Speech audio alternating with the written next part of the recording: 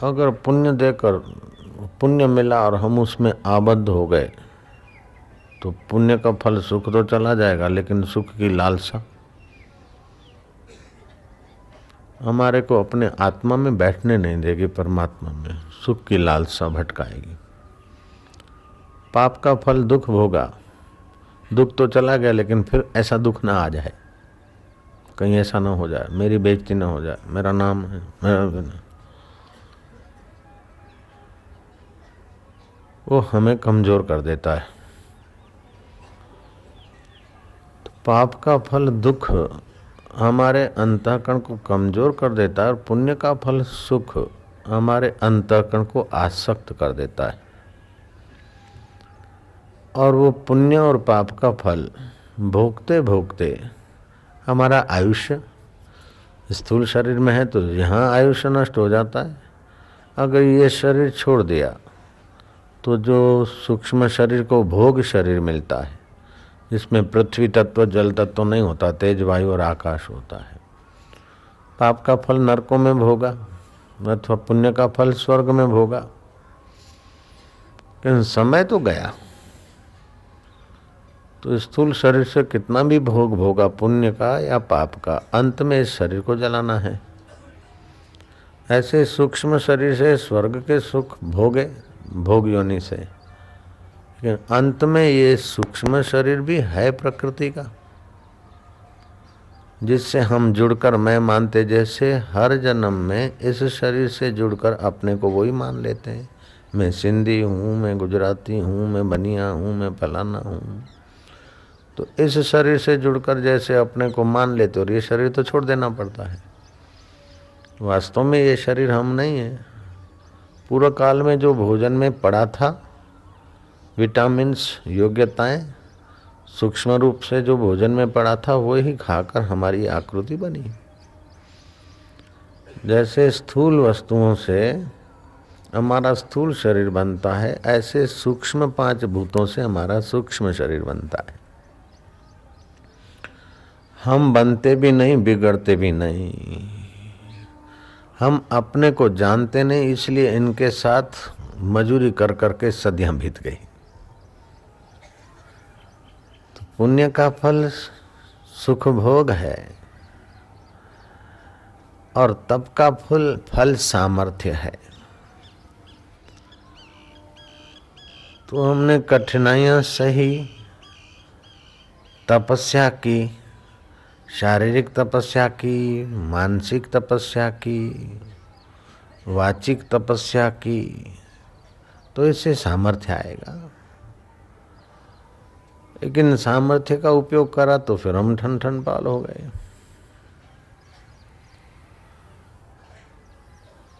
तो सामर्थ्य का उपभोग करो, चाहे किसी सामर्थ्य का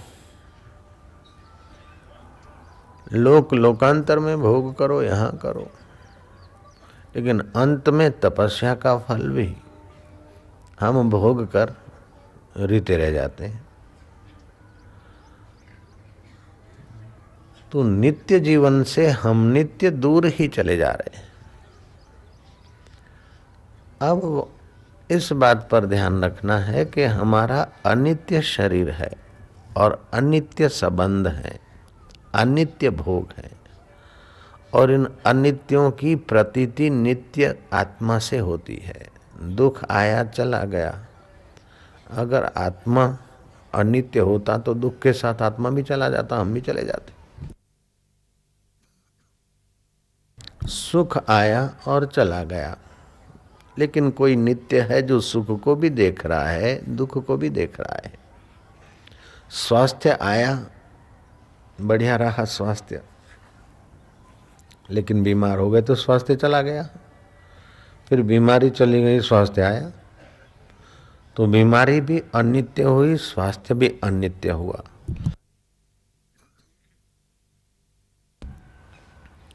मान हुआ खूब, वाहवाही हुई, यशोगान हुआ, फिर कभी बदनामी हुई, अपमान हुआ। तो मान भी आया और चला गया, अपमान भी आया चला गया, लेकिन कोई नित्य वस्तु है जो उसको जान रहा है। उस नित्य वस्तु को तत्व भी कहते हैं, उस नित्य वस्तु को शिव भी कहते हैं। कल्याणमय है, ऐसे हाड़ मास शरीर को सत्ता स्फूर्ति दे रहा है, इसलिए कल्याण स्वरूप है, शिव स्वरूप। उसी नित्य वस्तु को ब्रह्म कहते हैं, उसी नित्य वस्तु को आत्मा और परमात्मा कहते हैं। भिन्न भिन्न कर्म, जैसे मेरे को कहीं बापू कहते हैं, कहीं सीरा वाला बोलते हैं, कहीं छाछ वाला बापू बोलते हैं, कहीं साईं बोलते हैं, कहीं गुरुजी बोलते हैं, कहीं आशाराम बोलते हैं, कहीं कुछ बोलते हैं, कोई महाराज बोलते हैं, लेकिन हैं तो हम एक। अलग अलग जगह पे जहाँ आदिवासियों में छाछ बढ़ती है तो छाछ वाला बापू बोल दिया उन्होंने। सीरा खिलाते हैं जिन इलाकों में तो सीरा वाला बापू बोल दिया। तो ऐसे उस ब्रह्म बापुओं का बापू जो ब्रह्म परमात्मा है, उपाधि भेद से उसके नाम भिन्न भिन्न मुनिवरों ने, ऋषिवरों ने, त्रिकाल ज्ञानियों ने कल्पे हैं। नर नारी का आत्मा है, अयन है, इसलिए नारायण, नारायणाम समूहमिति नारम, नारायण नाम भी उसी परमात्मा का नित्य का है। तो वास्तव में देखा जाए कि नित्य की सत्ता से अनित्य चलता दिखता है, नित्य की सत्ता से अनित्य में सुख का आभास होता है, नित्य की सत्ता से मन में आए दुख की प्रतीति होती है। वास्तव में दुख मन में होता है, लेकिन बेवकूफ़ी हम ये करते हैं कि नित्य में दुख मान लेते हैं। अरे मैं तो बहुत दुखी हूँ, जहाँ से मैं निकलता है वो नित्य है, और दुख आया और चला गया। अगर मैं दुखी होता तो दुख चला जाता तो हम चले जाते। मैं सचमुच में सुखी होता तो सुख चला गया तो मैं चला जाता। मैं अनुकूलता से जुड़कर अपने को सुखी मानता हूँ और मैं प्रतिकूलता से जुड़कर अपने को दुखी मानता हूँ। और मैं जो चैतन्य है इतना साफ शुद्ध सुथरा है कि उसको जिसके साथ जोड़ दो जुड़ने में तैयार। जैसे लाइट के आगे जो भी कलर का कवर रख दो, प्रकाश लीला, हरा, गुलाबी आदि हो जाता है। जो इंस्ट्रूमेंट्स इलेक्ट्रिक विद्युत के साथ जोड़ दो, मोटर पंप जोड़ दो तो पानी निकालने में लग जाएगा, और हीटर जोड़ दो तो पानी गर्म करने में। जिस साधन से छेड़े जोड़ दो विद्युत उसी में काम करने लगे। ऐसे ही वो चैतन्य सत्ता मात्र है जहाँ से मैं निकलता है। मैं उस मैं में जैसे संस्कार भर दो, जैसा वातावरण मिल जाए, ऐसा अपने को विचारा मान लेता है तो अपने को नहीं जानता। इसका नाम है अविद्या। जो विद्यमान शरीर नहीं था और बाद में नहीं रहेगा, उसके साथ जुड़ गया तो हो गया अविद्या। अविद्या से फिर अस्मिता पैदा होती है। मैं बना रहा हूं, मैं मरूं नहीं। अब मैं असली क्या हूं ये पता ही नहीं, लेकिन मैं इसके साथ जुड़ गया। मैं मौत से डरने लगूंगा। कितना भी डरे ये शरीर, लेकिन मरना तो इसका है, क्योंकि ये अनित्य शरीर है। तो अविद्या, मैं अपने को नहीं जानता हूं, अविद्यमान को मैं माना, और मैं जो विद्यमान सदा हूं उसको मैं भूल गया। तो ये अविद्या का फल हो गया अस्मिता। अस्मिता आने से इसके बच्चे भी पैदा हो गए, राग और द्वेष।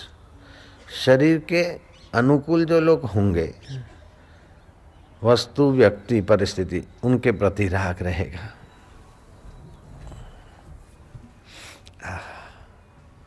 और कोई बदबू है, हटाओ। ये राग और द्वेष, ये चलो।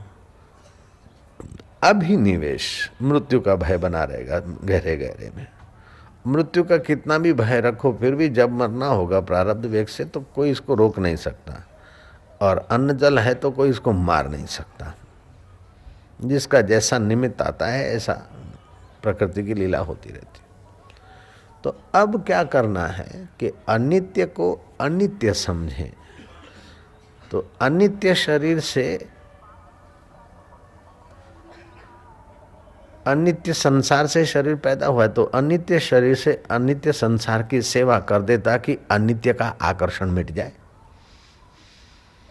अनित्य में से अहंता मिट जाए। अनित्य से अहंता और अनित्य का आकर्षण मिटते ही नित्य जीवन में आराम मिलेगा। जो नित्य जीवन में आराम मिलेगा तो नित्य नवीन रस प्रगटेगा।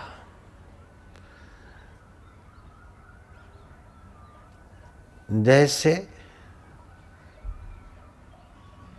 मनुष्य का है तो मैला, गाय का है तो गोबर, गाय की दृष्टि में तो कचरा है, लेकिन गाय छोड़ देती, उसकी परवाह नहीं करती। हम लोग सुबह खाली करके आते, पेट परवाह नहीं करते, लेकिन उसी का खाद बनकर फिर नवीन हरियाली लहराती है, फल फूल फलते बनते।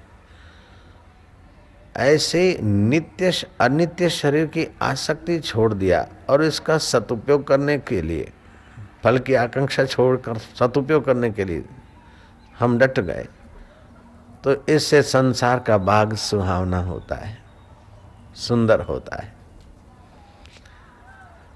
और हमें अपने नित्य स्वरूप का सुख, नित्य स्वरूप का आनंद, नित्य स्वरूप का माधुर्य, नित्य स्वरूप का ज्ञान प्राप्त हो जाता है।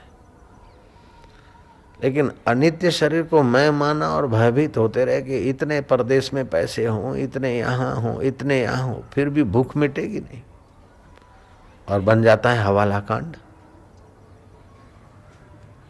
बन जाता है कुछ का कुछ। तो शास्त्र कहते हैं अनित्यानि शरीराणि वैभवो नैव शाश्वतः, नित्य सन्निहितो मृत्यु कर्तव्यो धर्म संग्रह।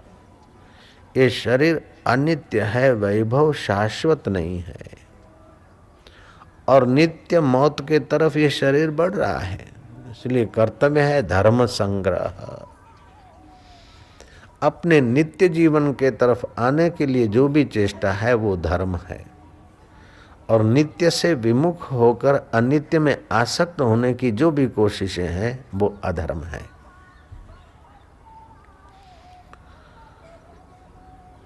उन्नीस 1923 में अमेरिका के धनाढ्य लोगों का कॉन्फ्रेंस हुआ, और फिर 1948 में सर्वे हुआ, 48 25 साल पहले जो बड़े बड़े धनाढ्य थे वे अब कहाँ किस स्थिति में है, जिसके इशारे से गेहूं और आलू का मार्केट नाचता था, वो आदमी सट्टा मार के इतना कंगाल हो गया और ऐसा गड़बड़ी की कि जेल में पड़ा है।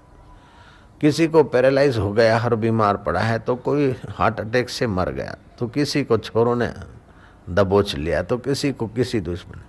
25 साल पहले जो बड़े बड़े सुखी लग रहे थे, अभी देखो तो बेचारे कृपा के दया के पात्र अथवा किसी योनि में, प्रेत योनि में भटक रहे। संभालने में कमी तो किसी ने नहीं की होगी, धन को, वैभव को, स्वास्थ्य को, लेकिन 25 साल पहले का जो स्वास्थ्य था, वैभव था, यश था, वो नहीं टिका। तो जो नित्य परिवर्तनशील है, नित्य बदल रहा है, उसमें उसको स्थिर रखने के लिए जितनी गधा मजूरी कर रहे हैं हम, उससे आधा भी अगर प्रयत्न करें नित्य वस्तु को, परमात्मा को पाने का, तो परमात्मा शिव और तुम आकृति अलग दिखेगी, बाकी दोनों एक हो जाओगे। परमात्मा राम और तुम एक हो जाओगे। ईश्वरो गुरुरात्मेति मूर्ति भेदे विभागिनो व्योमवत् व्याप्तम देवाय तस्मै से गुरवे नमः। जैसे घड़े की आकृति अलग अलग है, लेकिन आकाश एक है। घड़े अनित्य है, आकाश एक है। ऐसे शरीर अनित्य और चिदाकाश स्वरूप परमात्मा एक है और नित्य है। तो वास्तव में हम हैं नित्य, इसलिए अनित्य शरीर को भी नित्य रखने की ही कोशिशें चालू रहती। बूढ़ा है, मर जाऊं तो अच्छा, और मौत आके खड़ी रहे तो फिर वो हकीम डॉक्टर कोई गोली दे दे, कुछ कुछ कर दे तो थोड़ा जीऊं। और नित्य जीवन का स्वभाव है सत्य, चित्त और आनंद। सत्य है इसलिए वो कभी मरता नहीं, कभी नहीं मरता है, तो वो कभी न मरने वाला नित्य जीवन अनित्य को भी न मरने की ख्वाहिश मिल जाती है।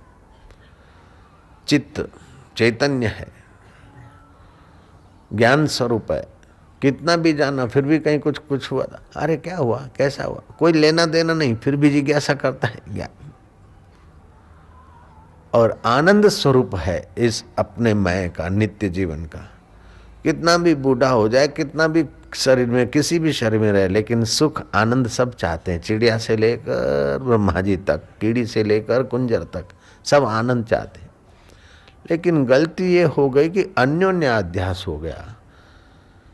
है नित्य लेकिन अनित्य को मैं मानता है, ज्ञान स्वरूप लेकिन अज्ञान स्वरूप हाड़ मास को मैं मानता है। शरीर है अनित्य और शरीर के साथ के संबंध नित्य कैसे हुए? जब शरीर अनित्य तो मेरा और मेरे बंगले का संबंध नित्य कैसे? अरे उसको तो हार्ट फेल हो गया, बेचारा मर गया, तो क्या मेरा हृदय फौलाद का बना है क्या? अरे वो बेचारा मर गया तो क्या मैं फौलादी हूं क्या? नहीं मरूंगा क्या? प्रोफेसर स्कूल में पढ़ाता है कि जो मनुष्य पैदा होता है वो मरता है, अर्थात सुकरात पैदा हुए इसलिए मर गए। ऐसा नहीं कहता कि मैं पैदा हुआ हूं मर जाऊंगा, तुम पैदा हुए मर जाओगे, ऐसा जल्दी से नहीं कहता, सुकरात पर ढोल देगा। ये उसके अपने नित्य जीवन की अनजाने में खबरें हैं। जिस किसी को शमशान में, कब्रिस्तान में छोड़ के आते कि बेचारा अच्छा था, क्या करे, संसार ऐसा ही है, ये जो आया है पैदा होता है जाता है, ये मानते हैं, बुद्धिपूर्वक मानते हैं, लेकिन व्यवहार में ये नहीं मानते। वो मर गया ऐसे ही है, अपने को मरना पड़ेगा, ऊपर ऊपर से बोलते हैं, लेकिन मौत आके भाई चलो तुमको मरना पड़ेगा तो चलो अभी साथ में, बोले अभी छोड़ो, अरे छड्डो गले यार तो अंदासी। तो मानना पड़ेगा कि तुम वास्तव में नित्य हो, तुम ज्ञान स्वरूप हो, तुम आनंद स्वरूप हो। लेकिन ये अविद्या के कारण इस अज्ञान स्वरूप, दुख स्वरूप और मरण धर्मा शरीर को मैं मान बैठे। इसको बोलते अन्योन्य अध्यास, संसर्गा अध्यास। है तो सत्य चित्त और आनंद, लेकिन मान रहे असत्य जड़ और दुख रूप शरीर को मैं। है तो हम सत्य चित्त आनंद, मान रहे असत्य जड़ और दुख रूप शरीर को मैं। अन्योन्य अध्यास हो गया, तादात्म्य हो गया। जैसे कार में बैठे और कार किसी पुलिया से गुजरी, ऊपर ट्रेन जा रही है और हमारी कार नीचे से गुजरी, तो ट्रेन का खटका सुनकर अंदर साहब सेठ हम लोग जो बैठे, हमारा शरीर यूं झुक जाता है। अब ये पता भी नहीं रहता है कि ट्रेन के पहिए और हमारे सिर के बीच कार की छत भी है।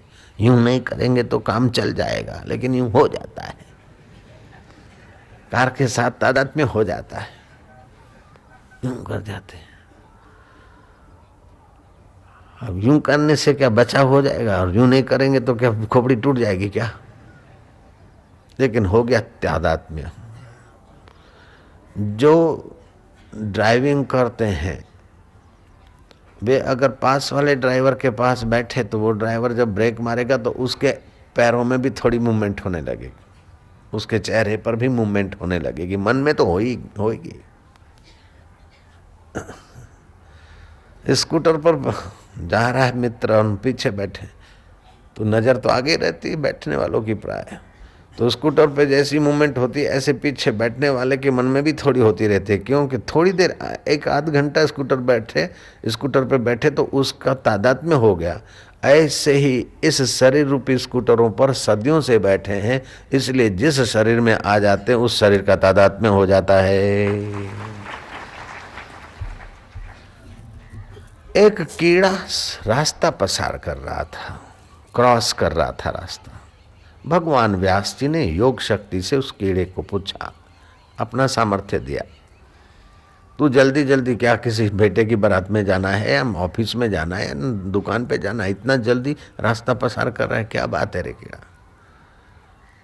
उसने बोला कि बैलगाड़ियों का आवाज़ सुना है, बैलों के घुंघरों का आवाज़ सुना है, अगर धीरे धीरे जाऊंगा तो मैं कुचल के मर जाऊंगा, इसीलिए मैं जा रहा हूँ जल्दी। मर जाएगा तो क्या घाटा पड़ेगा?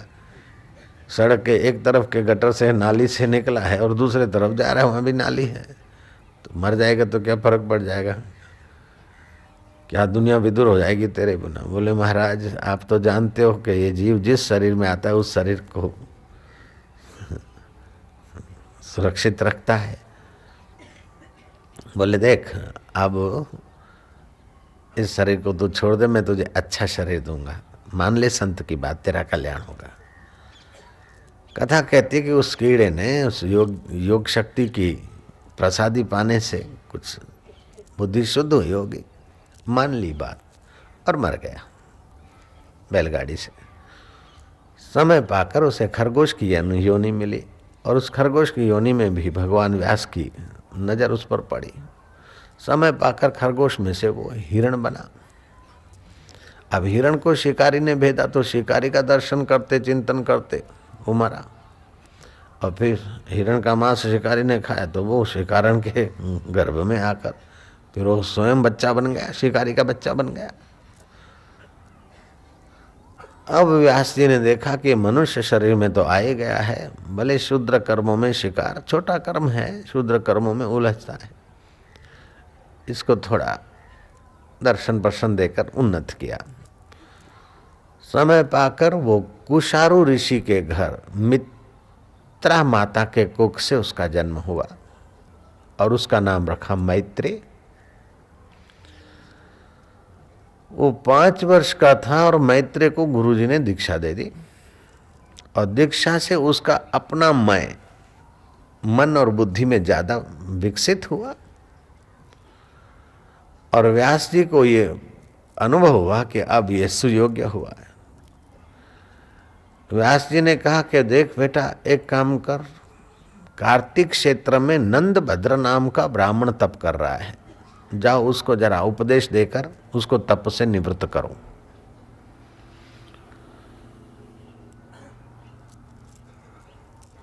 नंदभद्र से पूछा कि तुम तप क्यों कर रहे हो? बोले मैं तप इसलिए करता हूं कि जो झूठे कपटी बेईमान है वो मौज उड़ा रहे,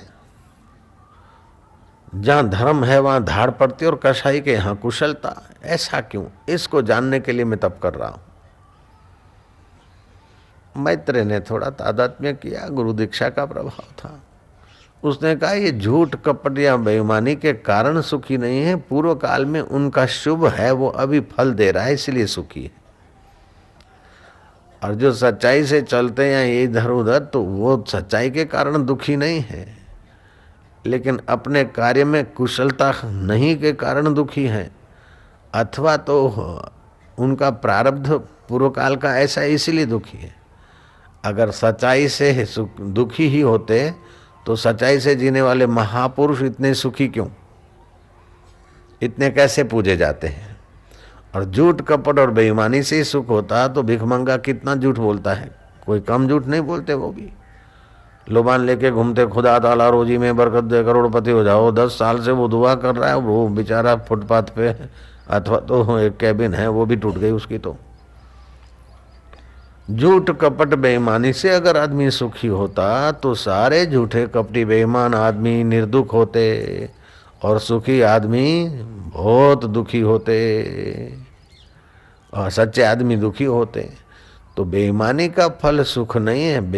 बेईमान आदमी को आप भले वो बेईमान आदमी हो, लेकिन बेईमान आदमी भी अपना मुनीम तो ईमानदार चाहता है, ईमानदार तो ईमानदार को चाहता है, लेकिन बेईमान आदमी भी अपना रसोया ईमानदार चाहता है कि बेईमानी करके रसोया कुछ गड़बड़ ना कर दे।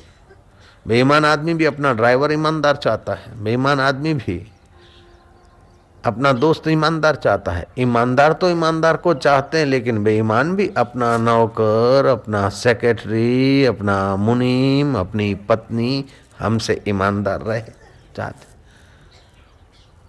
तो बेईमानी के कारण आदमी सुखी या यशस्वी नहीं हो सकते। इस प्रकार के उसके सारे कुतर्क शास्त्रीय संगत तर्कों से मैत्रेय ने काट दिए। नंदभद्र ब्राह्मण ने 80 साल के बूढ़े ने उस किशोर का आदर से पूजन किया और वो तप से निवृत्त हुआ। अब कहाँ वो चैतन्य के कीड़े में मैं मानकर एक नाली से दूसरी नाली में, और कहाँ वो मैत्रेय इतना तो महान पुरुष हो गया कि दुर्वासा ऋषि के चरणों में बैठकर उन्होंने होड़ा शास्त्र सीखा पाराशर ऋषि से, खगोल का खूब अच्छा ज्ञान पाया। अध्यात्म विष्णु पुराण का खूब अच्छी तरह से उनको, पुराणों में तुम पढ़ते होंगे मैत्रेय ऋषि का नाम आता है। तो यही चैतन्य है, तो कहीं कीड़ा बनकर लीला कर रहा है, तो कहीं खरगोश बनकर, तो कहीं हिरण बनकर, तो कहीं हाथी बनकर, तो कहीं माँ बनकर, तो कहीं बाप बनकर, कहीं मित्र बनकर, कहीं शत्रु बनकर। चैतन्य तो वही का वही, मित्र भाव भी मन का है, शत्रु भाव भी मन का है। चैतन्य तो वही का वही, और हाथी और हिरण ये प्रकृति के स्थूल शरीर की आकृतियां हैं। तो जिसने अपने चैतन्य भाव में विश्रांति पाई, अनित्य शरीर को अनित्य माना, तो नित्य में विश्रांति मिलेगी। नित्य में विश्रांति मिलेगी तो नित्य नवीन आनंद, नवीन सुख और अनित्य का सदुपयोग, मुक्ति भुक्ति दोनों उसकी राशि बन जाएगी। नहीं तो तप से शक्ति मिलेगी, पुण्य से भोग मिलेंगे, अंत में तो समय बीतेगा। इसलिए उधर को तप तो करो, लेकिन तप का फल भोग नहीं, ऐश्वर्य नहीं।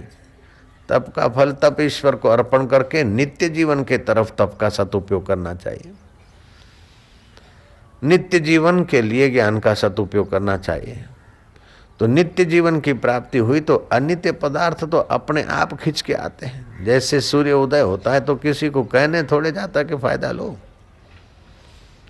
मधुमक्खी मधु इकट्ठी करती तो क्या और लोगों को आमंत्रण देती कि ले जाओ मधु, अपने आप लोगों को लेने को आते। चांद चमकता है, पूनम का चांद, तो आह्लादनी शक्ति उसकी स्वाभाविक प्रकट होती और लोग फायदा लेते। ऐसे आप नित्य जीवन में आ जाएंगे तो आपके द्वारा जाने अनजाने अच्छे कार्य होने लगेंगे, और आप स्वयं जब पूर्ण सुखी होंगे तो दूसरे को सुख देंगे। धन उसी से मिल जाता है जो धनवान है, जो कंगाल है वो क्या धन देगा। तो सुख उसी से मिलेगा जो सुखी है। तो जो नित्य जीवन में है वो सुखी है, और जो सुखी है ऐसे कन्हैया को देखकर पशु और मनुष्य, ग्वाल और गोपियां सुख पा लेते हैं। राम जी को देखकर लोग सुख पा लेते हैं। बुद्ध, महावीर, कबीर के संग में आकर लोग सुखी हो जाते हैं। महात्माओं के संग में आकर सुखी हो जाते। तो सुख का तो आप भंडार हैं। सुख का तो वास्तविक सुख का, ज्ञान का और नित्य जीवन का तो आप भंडार हैं। लेकिन अनित्य शरीर, अनित्य वस्तु, अनित्य परिस्थितियों में आसक्ति करके अपने नित्य से हम लोग भी मुख हो रहे हैं। इसलिए अनित्य को जो महत्व दिया है वो महत्व घटाकर नित्य को महत्व दो। कृष्ण ने कहा, मनुष्याणाम सहस्त्रेषु कश्चित एतदि सिद्धये। हजारों मनुष्यों में कोई सिद्धि के तरफ जाता है, अर्थात मनुष्यता से जीता है, पवित्रता से जीता है। ऐसे हजारों पवित्रता से जीने वालों में भी कोई कोई सिद्धि को पाता है, अंतःकरण की शुद्धि को। तपस्वी जीवन, संयमी जीवन, अंदर का संकल्प सामर्थ्य आदि। लेकिन संकल्प सामर्थ्य पाकर भी कोई स्वर्ग की यात्रा करता है, तो कोई किसी लोक में जाता है, तो कोई अपना नाम करके जाने में ही लग जाता है। उन सब में कोई विरला है जो तत्व से मुझ आत्मा को जानता है। मनुष्याणाम सहस्त्रेषु कश्चिद एतदि सिद्धये यततामपि सिद्धानाम कश्चिन वेति माम तत्वतः। इन सिद्धों में भी कोई विरला मुझे तत्व से जानता है। आम आदमी तो ईंट, चूना, लोहा, लकड़ का एक दो मकान बनाकर अपने को बड़ा भाग्यशाली मान लेता है। दो चार बच्चों की फौज लगाकर अपने को बड़ा गृहस्थी मान लेता है। उससे थोड़ा कोई आगे निकला तो थोड़ा बहुत समाज का थोड़ा परोपकार करके अपने मोहल्ले में खानदानी आदमी, परोपकारी आदमी अपने को मानकर वहीं जीवन पूरा कर लेते। इससे थोड़ा कोई ब्रॉड निकला तो अपने तहसील तक का अच्छे काम करके हृदय विशाल करके चला। इससे कोई बड़ा निकला तो अपने राज्य और देश में ईमानदारी से थोड़ा सेवा करके लाल बहादुर शास्त्री की नहीं है। लेकिन सत्य उससे भी बहुत आगे की चीज है। आप अपने देश तक की व्यापकता किया तो अच्छा है, लेकिन सत्य तो एक विश्व नहीं, अनंत अनंत विश्व जिससे उत्पन्न हो के लीन हो जाते हैं। वह सत्य स्वरूप में तो कई आकाश गंगाएं, रखने वाली प्रकृति भी एक कोने में पड़ी है। ऐसा तुम्हारा सत्य स्वरूप नित्य जीवन है। उसको 3 मिनट के लिए जान लो तो आपका दीदार करके देवता लोग अपना भाग्य बना लेंगे। वो ऐसा सत्य है। सत्यम परम धीमहि, व्यास जी ने भागवत के आरंभ में कहा। लिख सकते थे कृष्णम परम धीमहि, शिवम परम धीमहि, लेकिन शिव भी उस सत्य से है और कृष्ण भी उस सत्य से है। किसी को, शिव भक्त को भागवत में कहीं प्रवेश करने में संकोच न हो। इसीलिए सत्य, सत्य से ही तो शिव है। सत्य स्वरूप ब्रह्म से, नित्य जीवन से ही तो शिव है। नित्य तत्व से ही कृष्ण है, नित्य तत्व से ही राम है। और उन्होंने नित्य तत्व में जो कहते हैं इसलिए भगवान है। और उनका दर्शन पूजन हम लोगों के लिए हितकारी हो जाता है। वास्तव में हम भी वहां हैं, लेकिन हम अनित्य को मैं मानते। अनित्यानि शरीराणि, चाहे शरीर किसी का भी हो, वैभव नैव शाश्वत, नित्य सन्निहितो मृत्यु, मृत्यु के नजीक रोज जा रहे हैं। क्या करिए क्या जोड़िए, थोड़े जीवन काज, छोड़ी छोड़ी सब जात है, देह गेह धन राज। हाड बड़ा हरि भजन कर, द्रव्य बड़ा कछु दे, अकल बड़ी उपकार कर। उपकार करने से क्या है कि नित्य अनित्य शरीर की जो आसक्ति है वो मिटेगी। ऐसा नहीं कि तुम दान पुण्य नहीं करोगे या उपकार नहीं करोगे, किसी की सेवा नहीं करोगे, गरीब के, तो क्या गरीब मर जाएंगे। वो तुम्हारे भरोसे सृष्टिकर्ता ने उनको नहीं जन्माया है। लेकिन तुम्हारा जो अनित्य शरीर के साथ आकर्षण है, अनित्य धन के साथ आसक्ति है, तो दान पुण्य करने से अनित्य की आसक्ति मिटती जाएगी। जितने अंश में उतना ही तुम नित्य में विश्राम पाते जाओगे। और जो नित्य में विश्राम पाते जाओगे तो नित्य जीवन के द्वार खुलते जाएंगे तुम्हारे लिए। गुरु मिला तब जानिए, मिटे मोह संताप। गुरुदेव मिले, गुरु मंत्र तो मिला, लेकिन गुरु मंत्र जपते जपते, गुरु के सिद्धांत के साथ जुड़ते जुड़ते आप गुरु को पा लेते। गुरु को हमने कब पाया? कि आ गए स्टेज पर अथवा आ गए हमारे पड़ोस में, हमने पा लिया? नहीं, ये तो गुरु के श्री विग्रह को हमने पाया। गुरु को कब पाया?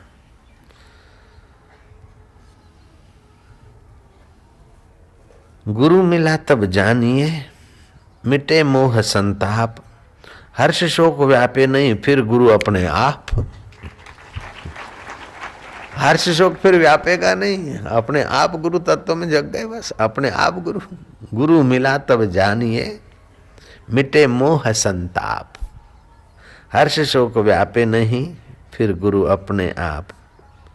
कहीं तन दुखी, कहीं मन दुखी, चिंता चित्त उदास, जिससे देखिए सब दुखी, सुख त्यागी के पास।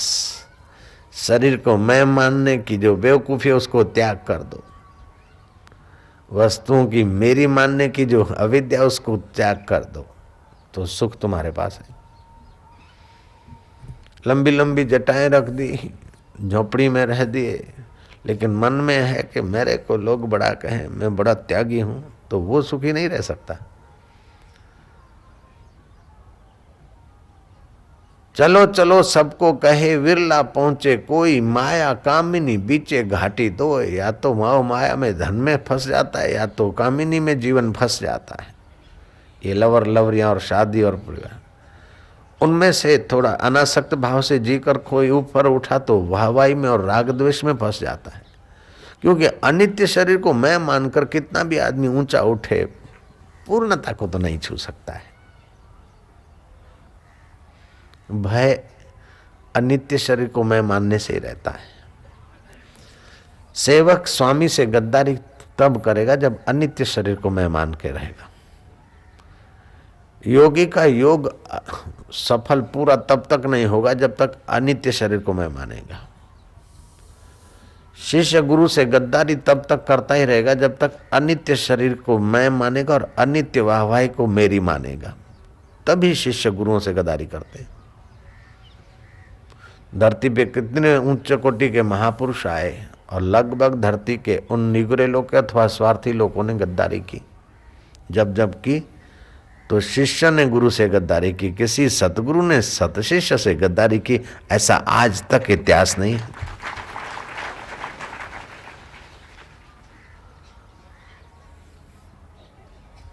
तो अनित्य शरीर को मैं मानकर अनित्य शरीर से सुख लेने की जो वासना छुपी है, फिर बाहर से तो बिल्कुल निकट रहते हैं, गुरु के साथ रहते, गुरु के साथ, गुरु के बड़े ड्राइवर बन गए, ये कर रहे, लेकिन बेईमानी और कपट भी तो उतना ही कर रहे हैं।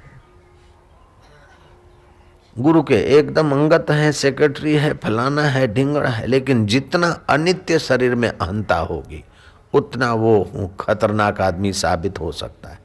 और जितना अनित्य शरीर से उपरामता होगी और नित्य परमात्मा में प्रीति होगी, उतना वो शिष्य, उतना वो सेक्रेटरी, उतना वो सचिव, उतना वो मित्र आपसे वफादार रहेगा।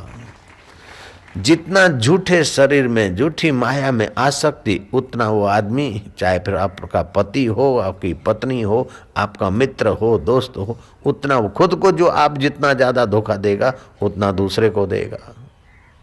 कई लोग इर्द गिर्द ऐसा कोशिश करते हैं कि बापू के तो हम खास हैं, जयराम जी के बापू के खास है, बापू का सिद्धांत पे नहीं ही, लेकिन बापू के खास होकर दूसरे को उल्लू बनाने के लिए बापू के खास हो रहे, बापू के निकटवर्ती हो रहे हैं। तो बापू के निकटवर्ती सचमुच आप हो जाओ तो आप बापू हो जाएंगे, जयराम जी की। लेकिन आप अपने देह के निकटवर्ती होकर बापू के यश का अथवा बापू के शिष्यों का फायदा लेने के लिए अगर करते हैं तो थोड़ा बहुत भले कोई ठग जाए, फायदा मिल जाए, लेकिन फिर वही हाल रहेगा कि सुख भोग कर भी नाश। इसलिए उन संतों से, भगवान से, श्री कृष्ण के साथ रहते थे यदुवंशी, और श्री कृष्ण के नाम से वे भी पूजे जाते हैं, लेकिन अनित्य शरीर को मैं मान मान कर इतने तो नीचे गिरे कि कृष्ण ने देखा कि अब इनका जीना अच्छा नहीं, लड़े मरे आपस में उनका नाश हो। यदुवंशियों का नाश हो गया कृष्ण के होते होते, वैसे ही नाश होना ही है। जो अनित्य शरीर है उसको तो किसी भी निमित्त से नाश होना है। अनित्य शरीर को मैं मानकर जो सुखी होने की कोशिश करते हैं उसके भाग्य में तो धक्के ही धक्के हैं। ऐसा अपने मन को समझाकर मैं तो नित्य स्वरूप आत्मा हूँ, मेरा तो नित्य स्वरूप परमात्मा से सच्चा संबंध है, शरीर से तो मेरा माना हुआ संबंध है। ओम आनंद, ओम आनंद। जात पात से तो माना हुआ संबंध है, लेकिन परमात्मा से तो मेरा स्वाभाविक संबंध है। ओम शांति, ओम आनंद। ऐसा करके शांति और आनंद में विश्रांति पाते जाओगे तो स्वर्ग के देवताओं को, यक्षों और गंधर्वों और किन्नरों को जो सुख नहीं है वो शाश्वत सुख तुम्हारे हृदय में प्रकट होने लगेगा। फिर धिक्कार है उन यक्षों को, गंधर्वों को, किन्नरों को जो तुम्हारी सेवा करके अपना भाग्य बनाने को ना आए। तुम वो चीज हो जाओ, हो केवल जान लो, और अनित्य की आसक्ति छोड़ोगे तो नित्य को जानने में सफल हो। अनित्य शरीर को अनित्य मानने से, अनित्य जीवन को अनित्य मानने से कर्म बंधन से मुक्ति मिल जाती है और नित्य जीवन में विश्रांति पाने में सफलता हो जाती है। तप से शक्ति की प्राप्ति होती है और पुण्य से उत्कृष्ट भोगों की प्राप्ति होती है, परंतु अमरत्व की प्राप्ति नहीं होती है।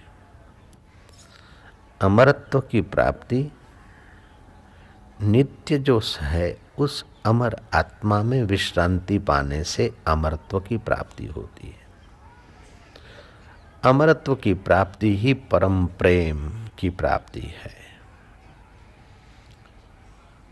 अमरत्व की प्राप्ति परम प्रेम निखराएगी। और प्रेम में तो महाराज सारे पागल हैं। मनुष्य भी प्रेम चाहता है और पशु भी प्रेम से वश हो जाता है, यहाँ तक कि परमात्मा भी प्रेम का भूखा है। कोई जोगी गया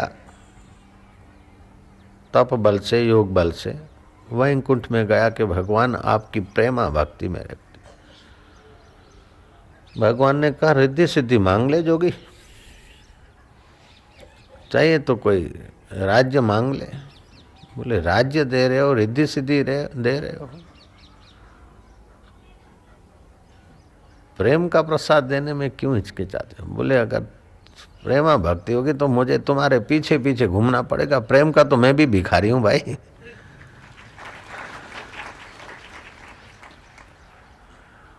प्रेम न खेतों उपजे, प्रेम न हाट बिकाए, राजा चहो प्रजा चहो शीश दिए ले जाए। अर्थात अनित्य शरीर, अनित्य मैं को सूली पे चढ़ा दो, अनित्य शरीर को, अनित्य शरीर का आकर्षण छोड़ दो, यही हो गया। शीश मतलब ये गर्दन काटना नहीं है, इसको मैं मानने की जो बेवकूफ़ी है उसकी गर्दन काटना है। ये कहना तो आसान है, मैंने तो कह दिया, आपको अच्छा भी लग गया, ताली भी बजा दी, लेकिन ये योगी का योग सिद्ध करा दे। तपस्वी के सारे तप फलित हो गए। शास्त्रों में भी जिन साधु संतों की महिमा आती है उसमें भी विरले विरले तत्वज्ञानी होते, बाकी तो सामर्थ्य वालों की महिमा आती इतिहास में।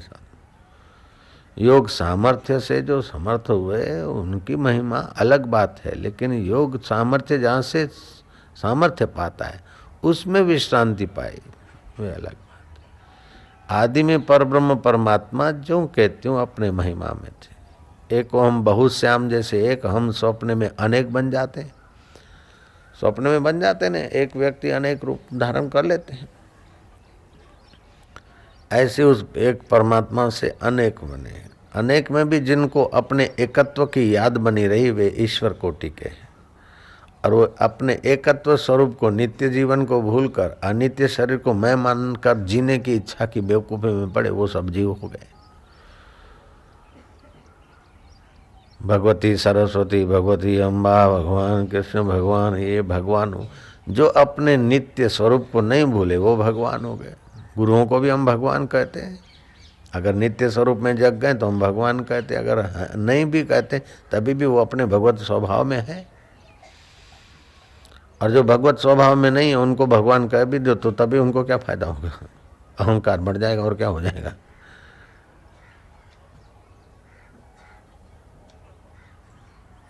ये कठिन नहीं है, लेकिन उल्टा ज्ञान मिल गया ना, उल्टा चिंतन मिल गया, इसलिए लगता है कि परमात्मा को पाना कठिन है, नित्य जीवन को पाना कठिन है, नित्य नवीन प्रेम को पाना कठिन है। क्योंकि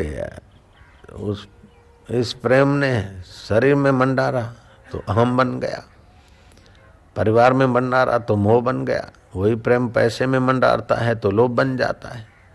तो ये आदत तो पड़ी हुई है, उन्हीं आदत वालों के बीच है। जैसे शराबियों के बीच शराबी होना आसान हो जाता है, जुआरियों के बीच जुआरी बनना आसान हो जाता है, झूठ और कपटियों के बीच बच्चे पैदा हों तो झूठ और कपट उनके लिए स्वाभाविक हो जाएगा।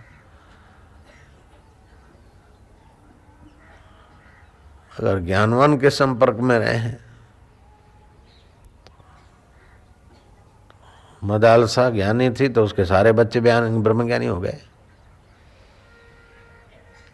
आज जो कूड़े कपटी होते तो उनके बच्चे कूड़े कपटी बन जाएंगे, कूड़े कपटियों का संग होगा। तो ऐसा भी हो सकता कि कोई हल्का आत्मा आया और अच्छे के घर पैदा हुआ तो उसके हल्का कूड़ा कपटी स्वभाव थोड़ा बहुत रहेगा,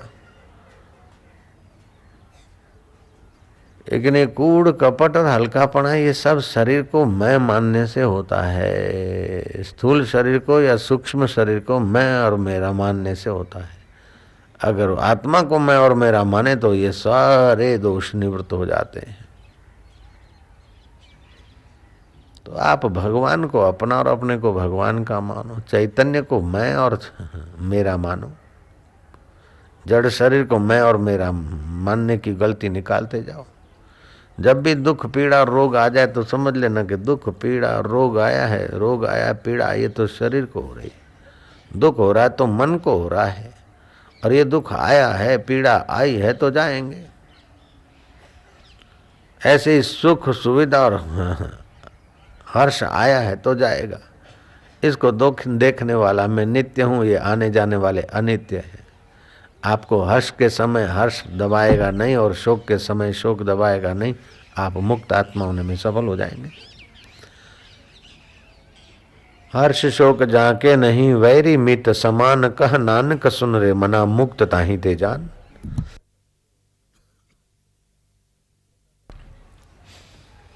नचिकेता का पिता सर्वत्याग यज्ञ कर रहे थे। अनित्य वस्तुओं का त्याग करके मुझे नित्य को पाना है। यज्ञ में जो भी अपने पास गायें थी वो दान कर रहे थे। चुन चुन के गाय दान कर रहे थे। जो लूली है, लंगड़ी है, दूध कम देती है, माथे पड़ रही है, वो चुन चुन के गायें दान कर रहे थे। शुद्ध हृदय का लड़का ने देखा कि पिताजी त्याग तो कर रहे हैं, लेकिन जो त्यागी त्यागाई है उसी का त्याग कर रहे हैं। जिसमें आसक्ति उसका त्याग करना चाहिए ना। तो बोला कि ये गाय तो सबको दे रही, अच्छी अच्छी गाय किसके लिए? बोले बेटा ये तो तेरे तू है, तो आप तो सब त्याग करें तो मेरे को आप किसको देंगे? मुझे भी दे डालो ना। जो मेरे में ममता जमाए रखे तो मेरे को भी दे दो, तो आप फ्री हो जाओगे। अरे चुप है, तू बच्चा है, तेरे को पता नहीं। लेकिन बच्चा तो था, शरीर से समझ से कोई अगले जन्म का होगा उन्नत आत्मा।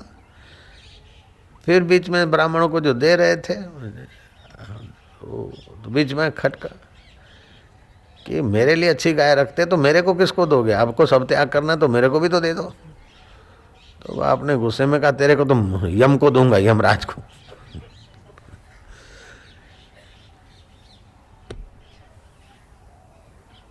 यमपुरी में पहुंचा।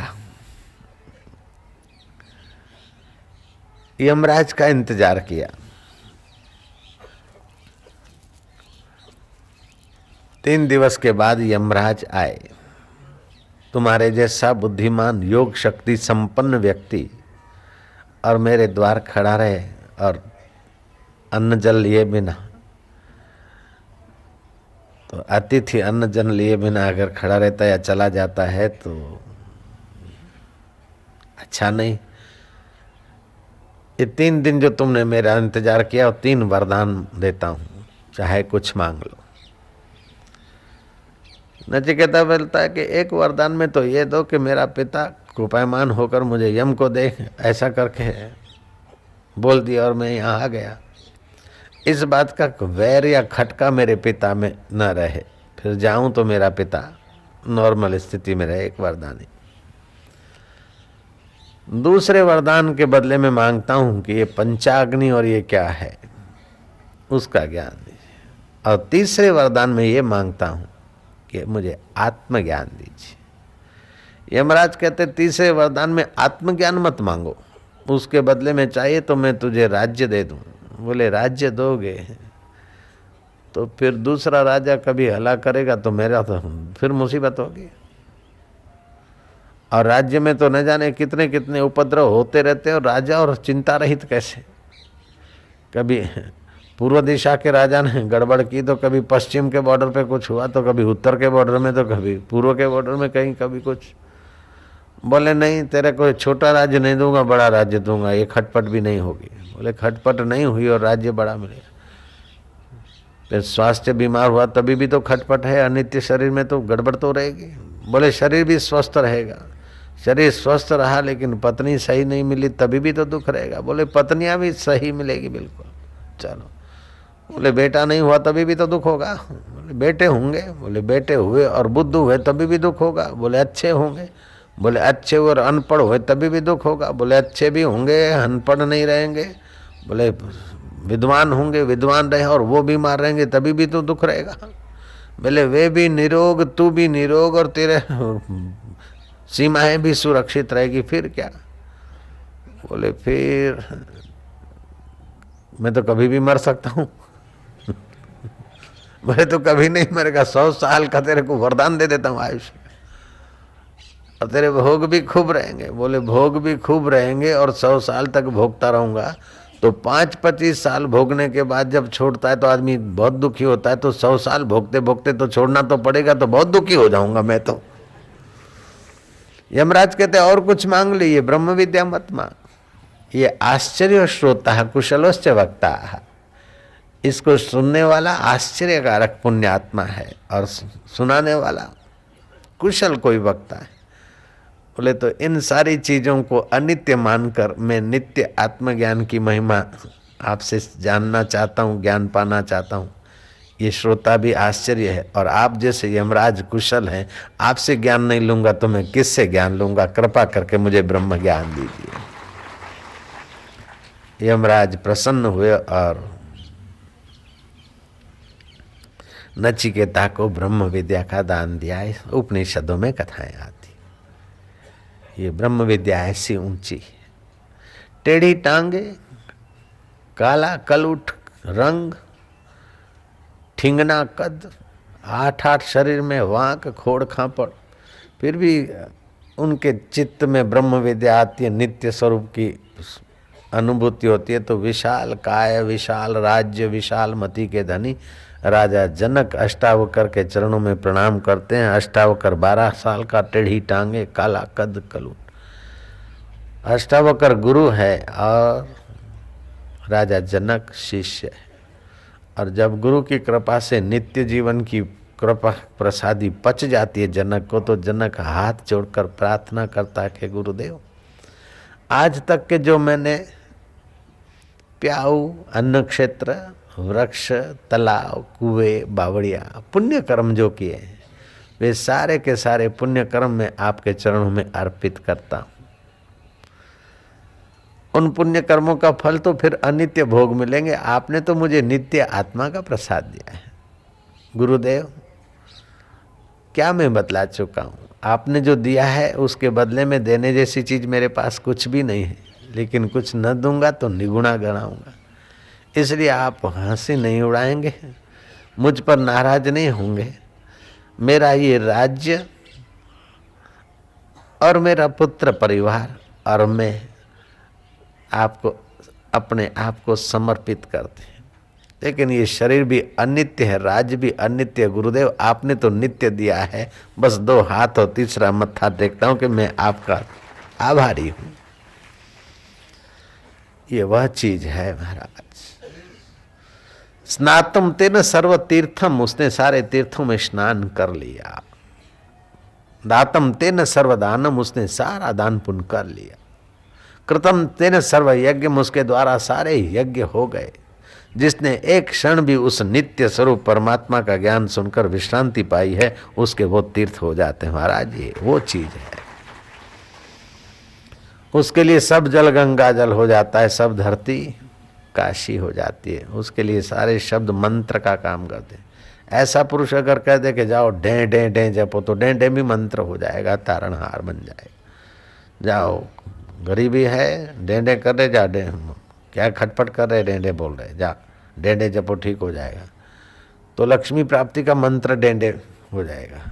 अब वो कह के बीमार हो, अच्छा जा, क्या सिर खपा रहे हो, डेंडे कर रहे, जा डेंडे जपो, ठीक हो जाओगे, तो वो आरोग्य का मंत्र बन जाएगा। मंत्र मूलम गुरु वाक्यम, सत्य ऐसा महत्वपूर्ण है।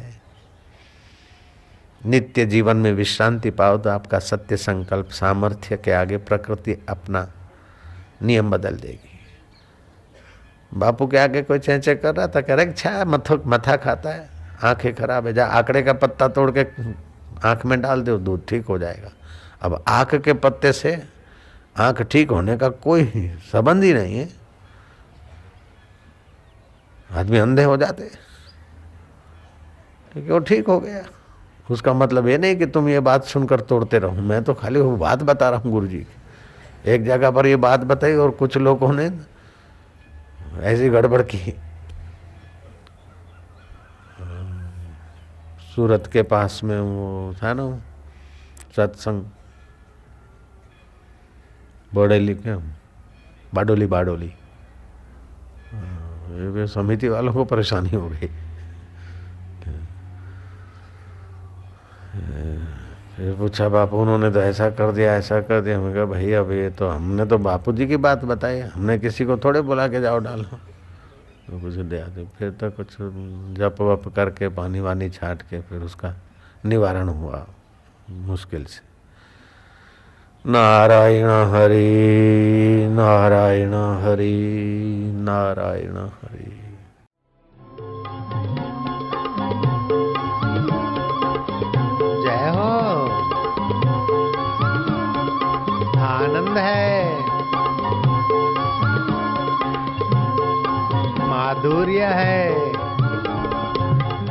नीलाम कर ले सुस्ती, हरि नाम की पीले मस्ती, मस्ती का नाम है तंदुरुस्ती भैया।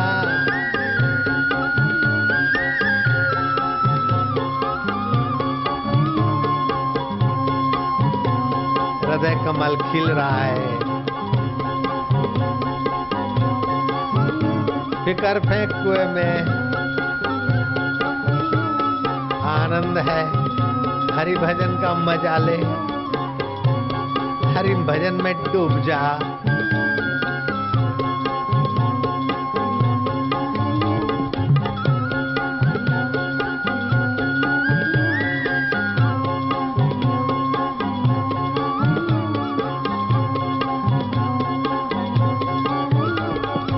आनंद है,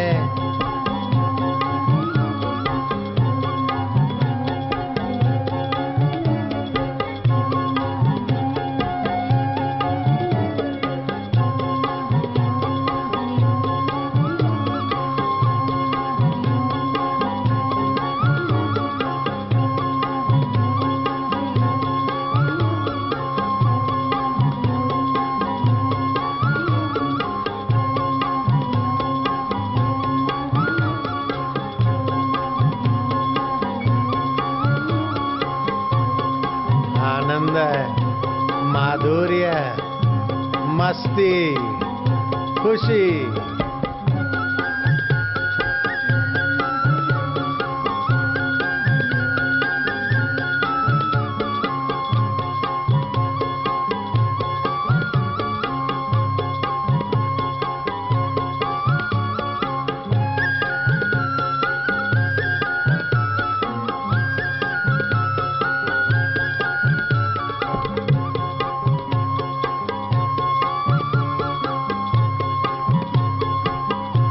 प्रभु तेरी जय हो,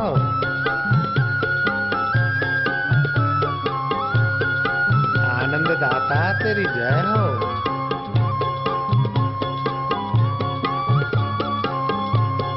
ये हरि नाम की गाड़ी मुक्ति के रास्ते जा रही है। संसार की गाड़ी धूल उड़ाती, धुआं उड़ाती और थकाती, और ये पुण्य पसारती, आनंद उभारती, माधुर्य छलकाती। हाँ,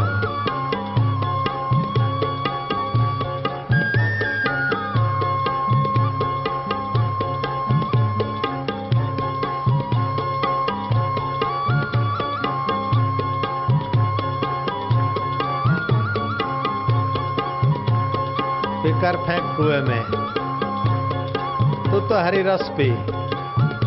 जो हो गया देख लिया, जो हो रहा है देख रहे, जो होगा देखा जाएगा। तू रब का रब तेरे, तू प्रभु का प्रभु तेरे। नानक सतगुरु भेटिया, मैल जन्म जन्म दे लथे। औखी घड़ी न देखण दे वही, सतगुरु अपना बिरद संभाले।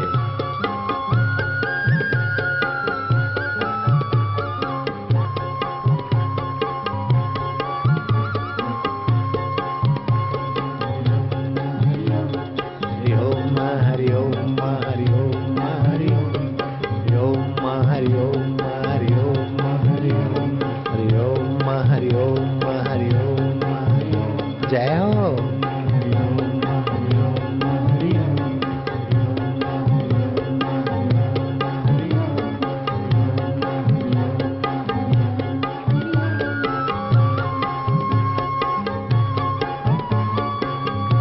शुभ समाचार, मंगल समाचार, मंगल घड़ियां, परम मंगल के नाम में आनंद में आनंदित होना, ये भी कोई भाग्यशालियों का काम है।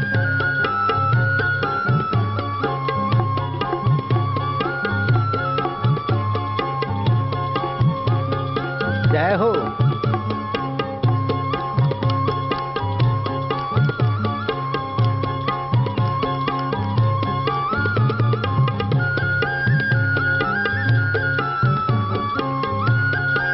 कौन कहता है कि रंग नहीं चढ़ता? भक्तों का बेड़ा तरता, भारतवासियों का बेड़ा तरता, विश्वात्माओं का, विश्ववासियों का बेड़ा तरता। सबका मंगल।